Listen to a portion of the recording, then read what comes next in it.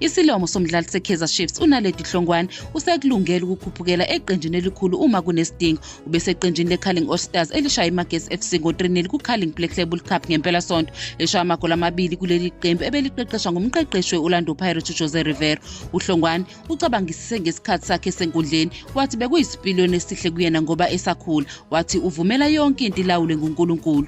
uHlongwane besendaweni ayijwayele ngesikhathi esekhempini neqembu le-All Stars, ehlangene nabambalwa ayefunda nabo kanye nozakwabo, okukhona kubuMfundo Vilakazi naye owakhushulelwe eqenjini elikhulu leKaizer Chiefs ngemuva komqhudelwano. Ebuza ukuthi usekulungele yini ukungena eqenjini elikhulu, uHlongwane akazange nanazi, wathi ithuba uzolisebenzisa ngezandla zombili uma livela. uHlongwane uphinde wafunda okuningi kuRivera ezinsukwini ezimbalwa lo mqeqeshi waseSpain emqeqesha kuCarling Black Label Cup. uHlongwane uqokwe njenge-man of the match, wawina umklomelo ka-100,000. uveza ukuthi uhlela ukusebenzisa le mali ukwenza itshe lomngcwabo likayise oshone ngonyaka odlule, enye ayinikeza unina bese enye eyigcina.